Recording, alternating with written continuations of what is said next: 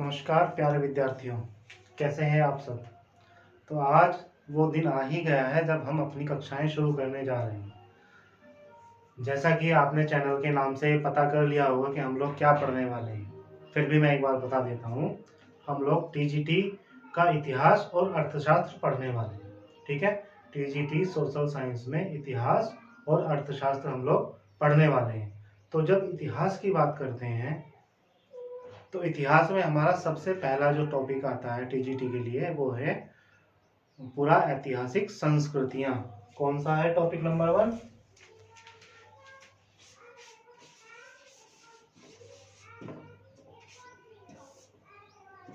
पूरा ऐतिहासिक संस्कृतियां।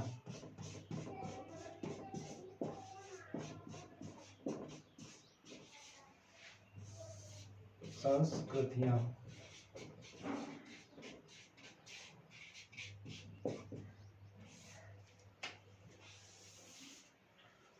प्यारे विद्यार्थियों, ये जो पूरा ऐतिहासिक संस्कृतियां यानी पाषाण काल की बात हम लोग इसमें करते हैं। और पाषाण काल की शुरुआत अगर अफ्रीका में बात की जाए, क्योंकि सबसे पहले जो मनुष्य का आविर्भाव था वो अफ्रीका में ही हुआ है। अफ्रीका में तो लगभग 26 लाख साल पहले मानव का आविष्कार माना जाता है, मानव का आगमन माना जाता है। लेकिन भारत में जो साक्ष्य प्राप्त हुए हैं ह्यूमन बीइंग के, वो हमें मिलते हैं 5 लाख साल पहले। तो अफ्रीका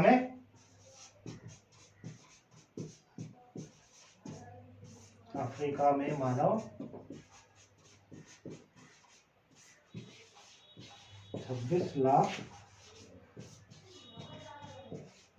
साल पहले। ठीक है, और भारत में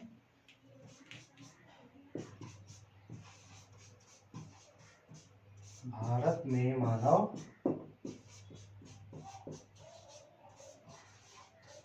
आगमन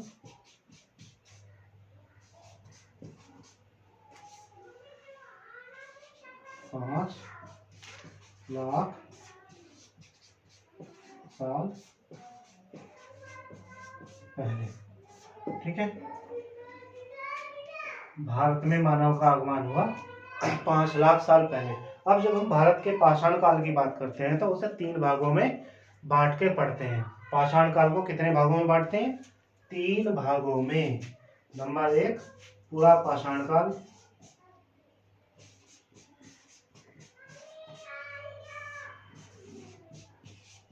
पूरा पाषाण काल। नंबर 2 मध्य पाषाण काल,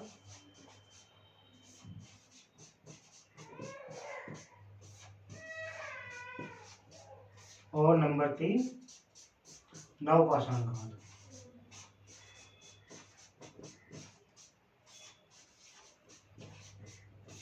या उत्तर पाषाण काल।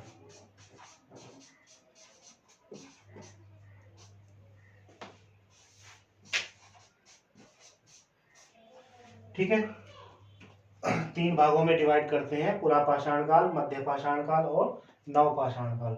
आप कहेंगे सर इनकी काल अवधि क्या है? तो पूरा पाषाण काल की काल अवधि जो है सबसे ज्यादा लंबी है, 26 लाख साल पहले से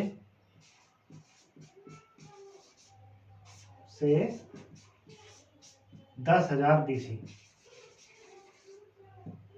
साल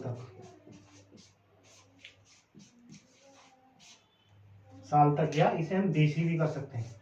BC मतलब बिफोर कॉमन इरा, BCE। ठीक है, अब मध्य पाषाण काल की बात करते हैं। तो मध्य पाषाण काल की काल अवधि है हमारी 10,000 BC से लगभग 7,000 BC। ठीक है, नव पाषाण काल की बात करें तो नव पाषाण काल है हमारा 6,000 BC से 1,000 BC।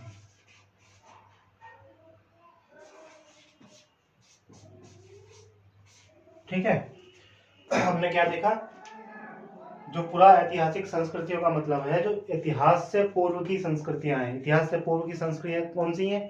सबसे पहली तो हमारी पाषाण काल है, उसके बाद कांस्य काल भी आता है जिसमें हम सिंधु सभ्यता पढ़ते हैं। एक चीज और, इन्हें हम बोलते हैं प्राक ऐतिहासिक काल।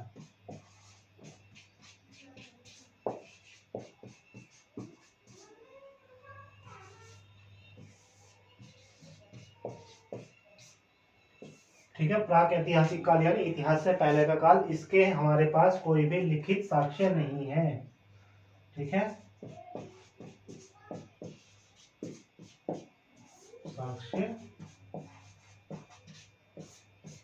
नहीं है। अब जब लिखित नहीं है तो पढ़ा भी नहीं गया होगा, है ना। हमारे पास केवल क्या है, पत्थर के उपकरण।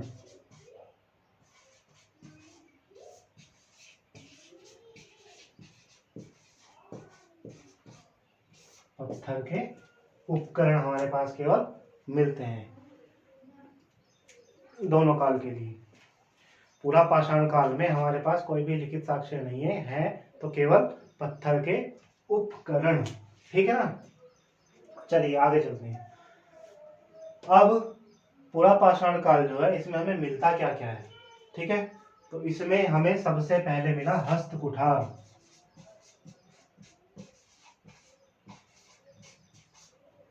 जैसा आप इसके नाम से ही समझ पा रहे होंगे, हस्त कुठार मतलब हाथ से चलाने वाली कोई कुल्हाड़ी टाइप कोई औजार रहा होगा पत्थर का। ठीक है, वो लगभग इस तरह का दिखता था। ठीक है ना, इस तरह का दिखता होगा हस्त कुठार। अब इसकी कालावधि हमने देख ली 26 लाख साल से लगभग 10,000 साल तक। ठीक है, तीनों पार्ट हमने देख लिए। अब हम नंबर 1 देखेंगे, नव पाषाण मध्य पाषाण। नंबर 1 देखेंगे पुरा पाषाण काल। आप अपना नोट्स बनाते रहेंगे। आप ये ना सोचे कि मैंने रफ कर दिया है, रफ करना पड़ता है क्योंकि हमें आगे भी लिखना है। ठीक है, आप वीडियो को पॉज करके अपने नोट्स बना सकते हैं। ठीक है, चलिए हम बात करते हैं पूरा पाषाण काल में हमें क्या क्या मिलता है, किस प्रकार मनुष्य रहता होगा, उस समय की संस्कृति कैसी थी। क्योंकि हमने टॉपिक लिखा है पूरा ऐतिहासिक संस्कृति, तो कैसी थी मनुष्य। हाँ, इस समय में मनुष्य खाना बदोश जीवन जीता था। खाना बदोश का मतलब होता है केवल खाने की तलाश में इधर उधर भटकना, जो भी मिल गया उसे शिकार करना और खा लेना। कई बार ऐसा भी होता था कि शिकार नहीं मिल पाता था। शिकार ना मिलने की स्थिति में क्या करता था मनुष्य, जो कंदमूल, कंदमूल मतलब हरी घास फूस या जड़ वाली घास, जैसे गाजर, मूली, इस तरह की चीजें जिनकी जड़ में थोड़ा सा भी तना रहा होगा, उसको उखाड़ा और खा लिया क्योंकि शिकार नहीं मिला है। ठीक है, तो मनुष्य कैसा जीवन जीता था,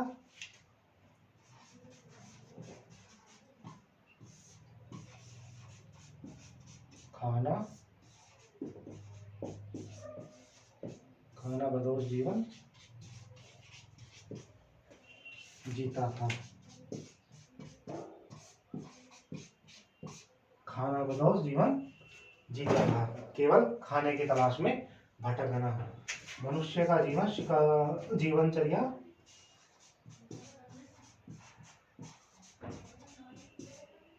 शिकार पर आधारित थी।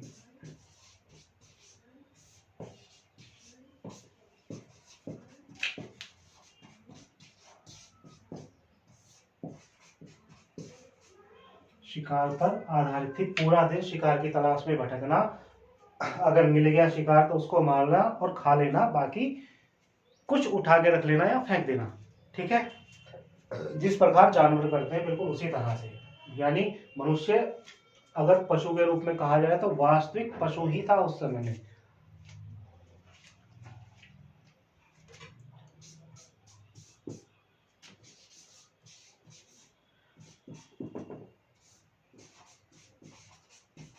मनुष्य जीवन पूर्णतः पत्थर के इर्द गिर्द घूमता था।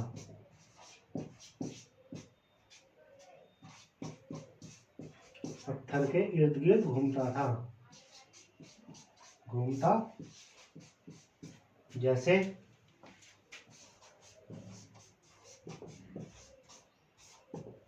पत्थर के औजार,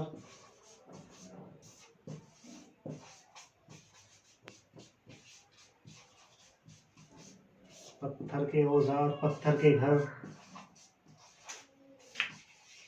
पत्थर के घर। और इस समय की जो सबसे बड़ी उपलब्धि थी, मनुष्य ने आग का आविष्कार कर लिया था।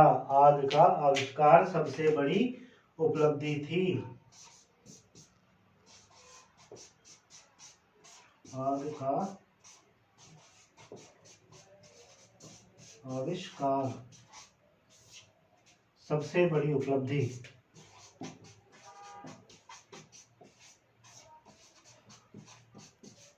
उपलब्धि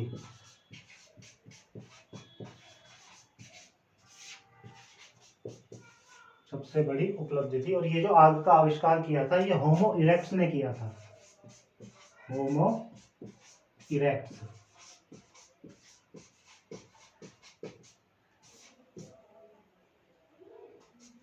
होमो इरेक्ट्स एक जाति थी, उसने आग का आविष्कार किया था। अभी इन्होंने आग का केवल आविष्कार किया था, उसके प्रयोग को नहीं जाना था। कई बार क्या होता था, मतलब आग में जल गए, कई बार आग लगा रहे हैं, लगा कहीं और रहे हैं, लग कहीं और जा रही है। ठीक है, अभी उनको उसका पूरी तरह से प्रयोग करना नहीं आता था। उन्हें केवल आग का ये पता चल गया था कि इससे जल जाता है, इसके कुछ बेनिफिट्स हो सकते हैं। ठीक है, जैसे कहीं जंगल में आग लग गई, आपने सुना होगा बैम्बूज जो होते हैं, बांस का जंगल होता है, वहां पे जब वो आपस में तेज हवा चलती है, आपस में बैम्बूज को रगड़ा जाता है तो वहां खुद से उनमें आग लग जाती है। तो इस प्रकार से आग लग गई होगी, कहीं कोई जानवर जल के मर गया होगा, ये लोग शिकार की तलाश में भटक रहे होंगे। ठीक है, शिकार नहीं मिला होगा तो इन्होंने वो जो वहां जानवर भुन गया था उसको उसी को खाना शुरू किया होगा। तो खाया तो देखा, अरे आसानी से कट रहा है, खाने में भी स्वाद लग रहा है, क्या बात है। तो उन्हें इस तरह से धीरे धीरे, ये लाखों साल का प्रोसेस होता है, इसमें आग का जो उपयोग है वो इन्होंने सीखा होगा। इसी प्रकार से नमक, अब जैसे कोई जानवर मर गया होगा, सपोज कीजिए समुद्र के किनारे मर गया, तो उसमें समुद्र के पानी में नमक तो होता ही, वो नमक उस पर लग गया होगा। ठीक है, उन्होंने खाया, अरे ये तो टेस्टी लग रहा है। इस प्रकार से धीरे धीरे उन्होंने ये चीजें सीखी होंगी। ये हम लोग केवल अंदाजा लगाते हैं, क्योंकि इस प्रकार का कोई भी लिखित प्रमाण हमारे पास नहीं है। जो भी है केवल विद्वानों के मत उनके आइडिया और उनकी खोज के आधार पर चीजें जो हमें प्राप्त हैं वही हम पढ़ते हैं। ठीक है, सबसे महत्वपूर्ण खोज क्या थी? आग की खोज। क्या करता था मनुष्य? मनुष्य खाना बदोश जीवन जीता था। जीवनचर्या उसकी शिकार पर आधारित थी, पूर्णतः पत्थर के औजार पर निर्भर था। पत्थर के औजार और पत्थर के घर, ये सब उसका मतलब जीवन शैली थी। और इसके अलावा वो केवल वो नंगा घूमता था, नंगा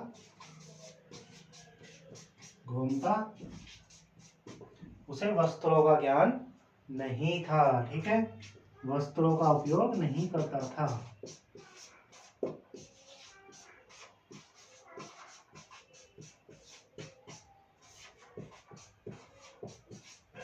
नहीं करता था।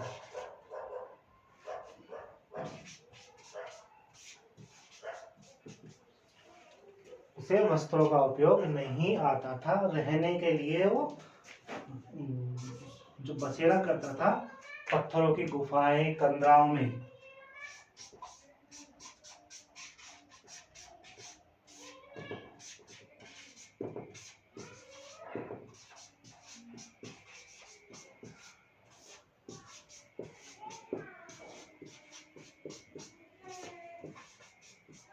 गुफाओं एवं कंदराओं में रहता था। ठीक है, कंदराएं किस प्रकार की हो सकती हैं? सपोज कीजिए ये कोई पहाड़ी है, ठीक है, ये कोई पहाड़ी है, उसमें ऐसे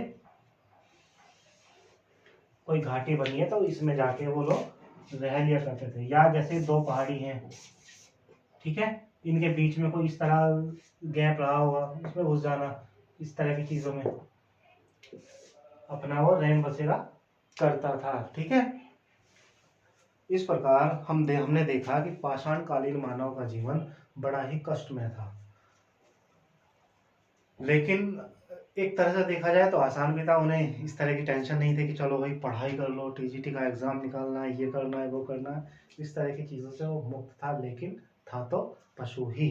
चलिए आगे चलते हैं। हमने देखा पूरा पाषाण काल में मनुष्य क्या करता था।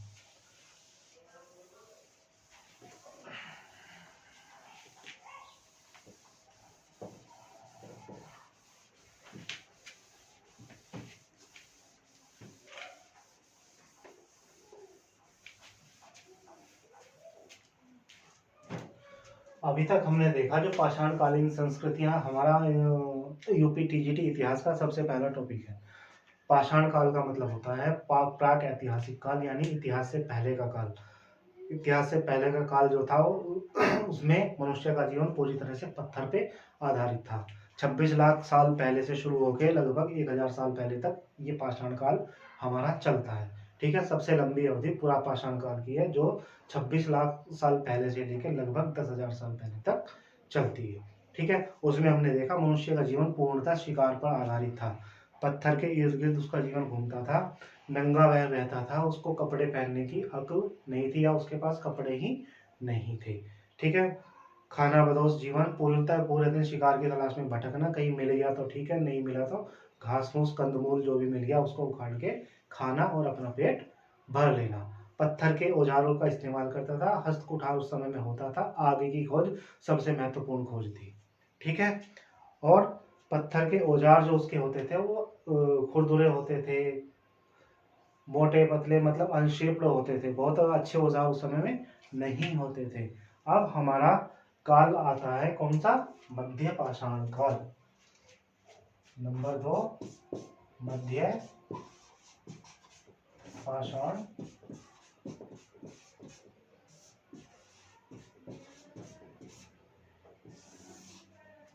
मध्य पाषाण काल एक तरह से देखा जाए तो क्रांति नहीं कह सकते, लेकिन काफी चीजें इन्होंने सुधार ली थी। जैसे इसकी अवधि थी हमारी 10,000 बीसी से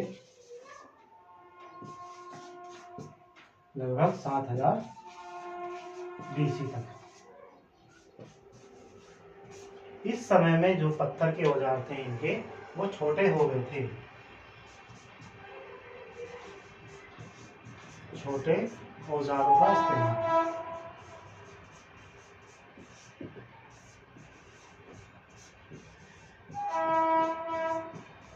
छोटे औजारों का प्रयोग करते थे, जिस कारण इसे माइक्रोलिथ कहा गया है।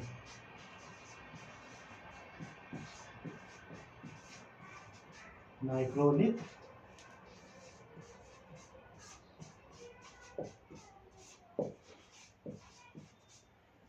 ठीक है, माइक्रोलिथ कहा गया है। माइक्रो मतलब छोटा, लिथ मतलब पत्थर, यानी पत्थर के छोटे औजार। ठीक है, इस समय में मनुष्य ने काफी चीजें सीख ली थी, जैसे अंत्येष्टि प्रक्रिया प्रारंभ कर दी थी।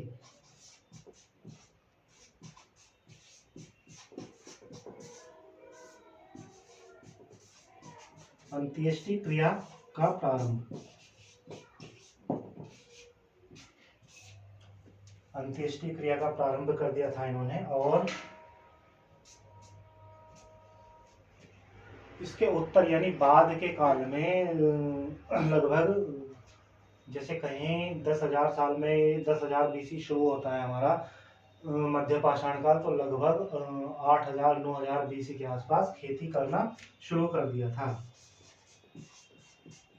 खेती के प्रमाण मिलने लगे थे।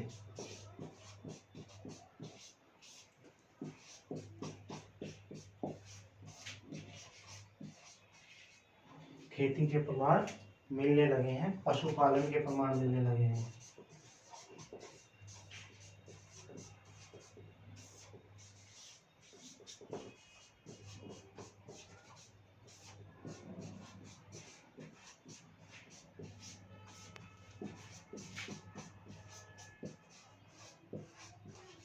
ठीक है, खेती के प्रमाण हमें मध्य पाषाण काल में ही मिलने लगे थे, और पशुपालन के प्रमाण भी मिलने लगे थे। खेती के पशुपालन के लिए आदमगढ़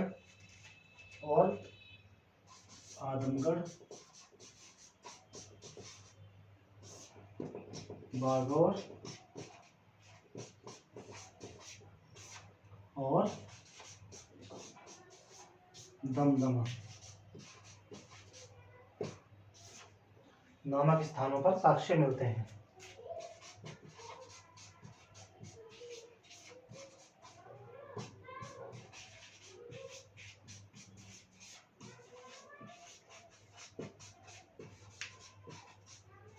मिलते हैं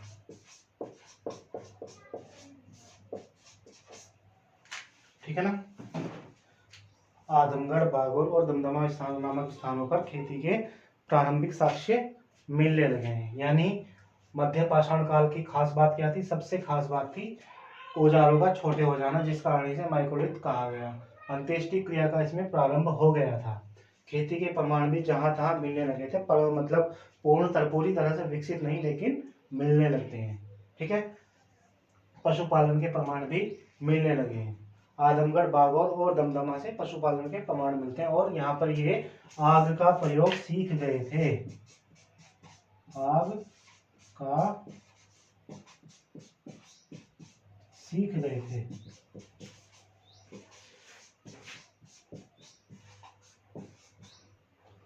पूरी तरह विकसित तो नवपाषाण में आके होंगे, नवपाषाण काल में, लेकिन यहाँ पर कुछ हद तक ये प्रयोग सीख गए थे।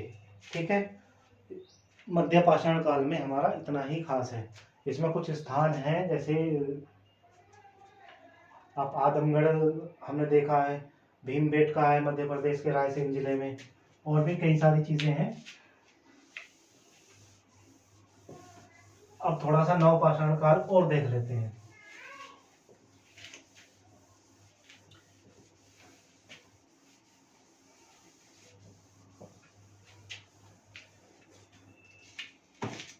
क्योंकि यूपी टीजीटी है, यूपी का एग्जाम है, तो पाषाण काल से और सिंधु घाटी सभ्यता से बहुत ज़्यादा प्रश्न नहीं पूछे जाते हैं। केवल उत्तर प्रदेश से संबंधित जो 2-4 चीज़ें होती हैं उन्हीं से प्रश्न आते हैं। आपने अभी एल्टीग्रेड दिया होगा तो आपने उसमें भी देखा होगा, कोई खास पाषाण काल से प्रश्न नहीं पूछे गए हैं, और ना ही सिंधु घाटी सभ्यता से। केवल 1-1 या 2-2 प्रश्न पूछे गए हैं, और वो भी बहुत हल्के लेवल पर। आपको मतलब मेन क्या है, इनकी इमेज क्लियर होनी चाहिए। जैसे हमने देखा पुरा ऐतिहासिक संस्कृति में क्या क्या होता है। पाषाण काल पूरी तरह से मनुष्य का जीवन पत्थर पर आधारित है। वस्त्र पहनने का उसको ज्ञान नहीं था।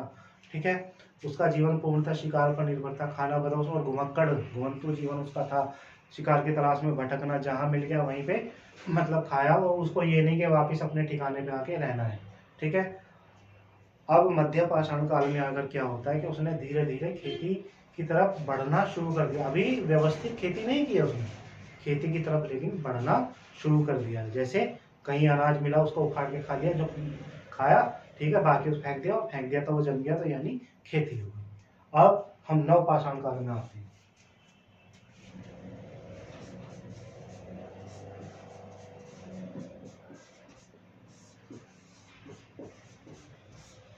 नव पाषाण काल यानी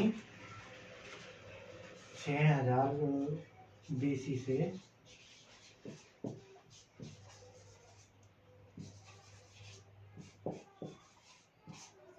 इसे हम संक्रांति काल भी कह सकते हैं।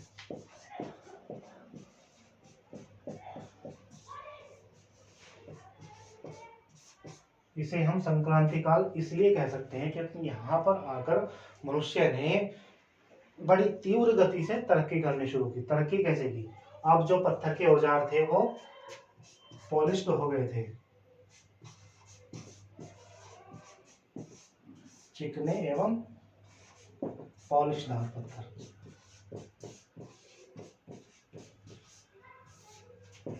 औजार, ठीक है। औजार छोटे होने के साथ अच्छी तरह से उनको सजा के चिकने करके पॉलिश, एक विशेष प्रकार की पॉलिश उन पे लगाई जाती थी। खेती का प्रारंभ,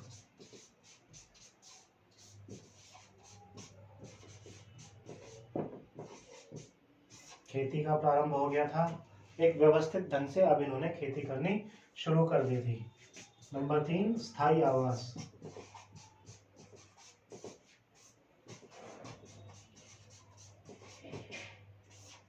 अब इन्होंने घास फूस और लकड़ी से अपने मकान बनाने शुरू कर दिए थे, क्योंकि खेती, अगर आपको खेती करनी है तो आपको खेती के पास रहना होगा। खेती में नलाई करनी होती है, आपको सिंचाई करनी होती है, और बहुत सारे काम होते हैं। ठीक है। आप ये काम खेती में तभी कर सकते हैं जब आप उसके पास रहेंगे। कहीं दूर रह के आप खेती नहीं कर सकते हैं। इसलिए खेती करनी थी तो स्थायी आवास इन्होंने मतलब बनाया। अब एक क्रांति क्या होती है, मनुष्य ने सोचना प्रारंभ किया।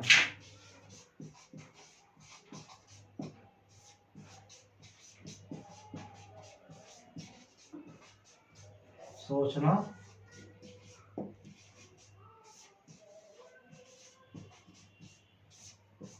आप कहेंगे क्यों सर, मनुष्य पहले नहीं सोचता था? पहले भी सोचता था, लेकिन पहले क्या है, उसको सारा दिन शिकार करने में ही निकल जाता था। अब क्या है, अब वो भोजन की तरफ से बेफिक्र हो गया था, क्योंकि उसने खेती करनी शुरू कर दी थी और साल भर का अनाज वो पैदा कर सकता था। उसने पशुपालन शुरू कर दिया था, ठीक है। पशुओं से भी उसको मांस भी मिल जाता था और दूध भी मिल जाता था, उधर खेती से भोजन मिल जाता था। यानी अब उसके पास पर्याप्त समय था। अब उसने सोचना प्रारंभ किया, और जब उसने सोचना प्रारंभ किया तो सबसे पहले क्या किया, उसने घर बनाया। सबसे पहले उसने घर बनाया। घर बनाया स्थायी आवास, यानी किस किन चीजों से? घास फूस,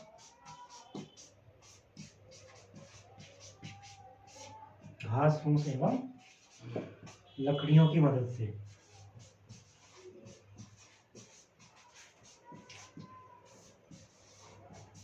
सहायता से।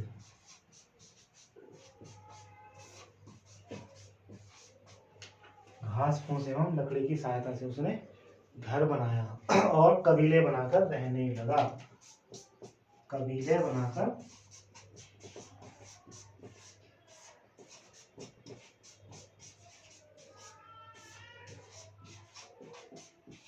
रहने लगा, ठीक है। आप इसे पहला सांस्कृतिक मानव भी कह सकते हैं।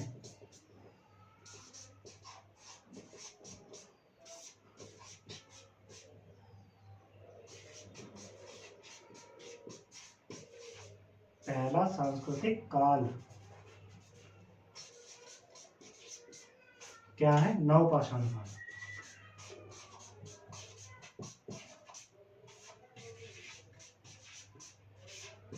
नवपाषाण काल, ठीक है। अब क्योंकि इन्होंने अनाज उगाना शुरू कर दिया था, अब अनाज जब होता है तो उसे इकट्ठा करने के लिए, स्टोर करने के लिए जगह चाहिए होती है, ठीक है। स्टोर करने के लिए जगह चाहिए होती है, उसको रखने के लिए बर्तन चाहिए होते हैं, ठीक है। ले जाने के लिए संसाधन चाहिए होते हैं ढोने के लिए। तो अब जो है मनुष्य ने खोज करना शुरू किया, निर्माण करना शुरू किया, यानी निर्माण करना शुरू किया। सबसे पहले उन्होंने निर्माण किसका किया? पहिए का निर्माण।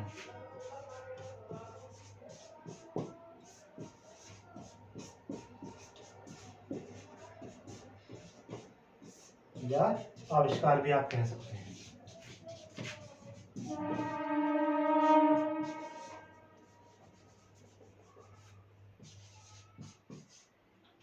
पहिए का आविष्कार। पहिए का आविष्कार होने से एक तरह से क्रांति सी आ गई, क्योंकि अब मनुष्य का काम बहुत ज्यादा आसान हो गया था। पहले क्या, कोई सपोज कीजिए उसने किसी भैंस का शिकार किया। अब भैंस तो बहुत भारी होती है, 3 से 4 5 5 कुंटल तक की होती है। अब 5 कुंटल वजन उठाने के लिए कम से कम 15 से 20 आदमी चाहिए। लेकिन अब उन्होंने पहिया बना लिया, तो 5 तो छोड़िए, 10 कुंटल भी वजन वो आराम से इधर से उधर लेकर जा सकते हैं पहिए की सहायता से, ठीक है। वस्त्रों का निर्माण शुरू कर दिया।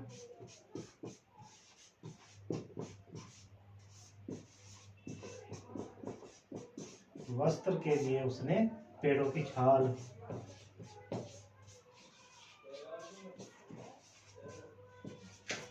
जानवरों की खाल,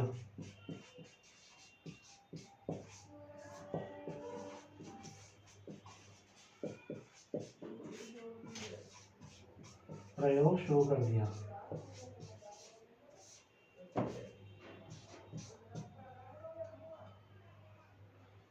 जानवरों की खाल का प्रारंभ कर दिया।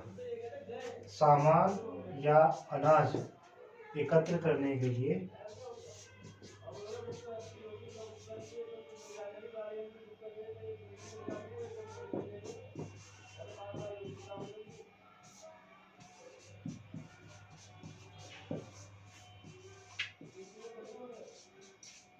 बर्तनों का आविष्कार। बर्तनों का निर्माण शुरू किया।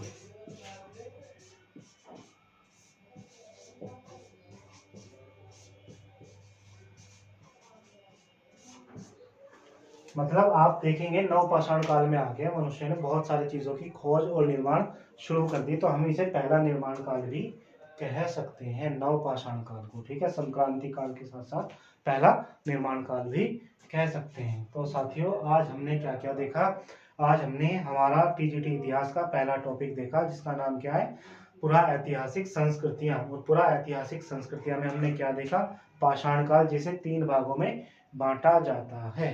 ठीक है, पहला क्या है हमारा? पुरा पाषाण काल, दूसरा मध्य पाषाण काल, तीसरा नवपाषाण काल। पुरा पाषाण काल की अवधि सबसे ज्यादा लंबी है, जो 26 लाख साल पहले से शुरू होकर 10,000 साल तक आती है। उसके बाद मध्य पाषाण काल 10,000 बीसी से शुरू होता है और लगभग 7,000 बीसी तक जाता है। फिर हमारा नवपाषाण काल 7,000 बीसी से शुरू होकर 1,000 बीसी तक आता है। और ज्यादा सटीकता से पढ़ने के लिए हम जो हमारा पुरा पाषाण काल है ना बच्चों, उसको भी 3 भागों में डिवाइड कर लेते हैं, जैसे उच्च पुरा पाषाण काल, मध्य पुरा पाषाण काल और निम्न पुरा पाषाण काल। ठीक है, वो औजारों के बेस पे करते हैं कि मतलब उस समय के औजार ज्यादा भारी रहे, फिर थोड़े हल्के, फिर थोड़े और हल्के, इस तरह से औजारों के बेस पे उसको बांट लेते हैं। लेकिन उसको आपको इतना ज्यादा डिटेल में जाने की जरूरत नहीं है, आपको केवल इतना ओरल पता होना चाहिए। चलिए, दूसरा हमने पुरा पाषाण काल में क्या देखा? पुरा पाषाण काल में हमने देखा कि उस समय मनुष्य घुमंतु जीवन व्यतीत करता था, यानी केवल और केवल घूमना। घूमना किस तलाश में? शिकार की तलाश में घूमना। पूरा दिन उसका एक ही लक्ष्य होता था कि कहीं से खाना मिल जाए। खाना मतलब शिकार मिल जाए, उसको मार के खा लिया और बस हो गया, सो गए। खाया सो गया, खाया सो गया, बस यही काम उसका होता था। पूरे दिन शिकार की तलाश में भटकना, शिकार मिल गया तो खाया और सो गया, बस। उसको ऐसा भी नहीं कि वापस घर जाना है, ऐसा कुछ नहीं था, क्योंकि उसके पास कोई स्थायी आवास नहीं था। उसका जीवन खाना बदोश था। खाना बदोश मतलब खाने की तलाश में भटकना। हस्तकुठार उस समय का प्रमुख औजार है। ठीक है, जो हमारे एक रॉबर्ट ब्रूसफुट विद्वान हुए हैं, रॉबर्ट ब्रूसफुट, उन्हें वह कहाँ से मिला है? चेन्नई के पल्लवरम नामक स्थान से उन्हें मिला था, सोहन नदी घाटी सोहन नदी घाटी से। चलिए, दूसरा हमारा मध्य पाषाण काल। मध्य पाषाण काल में खास बात क्या है? मध्य पाषाण काल को माइक्रोलिथ भी कहा जाता है, यानी उस समय औजार जो थे पत्थर के, वो छोटे हो गए थे। पत्थर के उपकरण छोटे हो गए थे और इस समय हमने मनुष्य ने अंत्येष्टि क्रिया प्रारंभ कर दी थी। छिटपुट कहीं पशुपालन के साक्ष्य मिलने लगे थे, खेती के साक्ष्य मिलने लगे थे। ठीक है, इसके बाद हमारा नवपाषाण काल। नवपाषाण काल को एक तरह से क्रांति का काल कह सकते हैं। और हाँ, एक चीज और, जो पुरा पाषाण काल था उसमें हमने आग की खोज कर ली थी।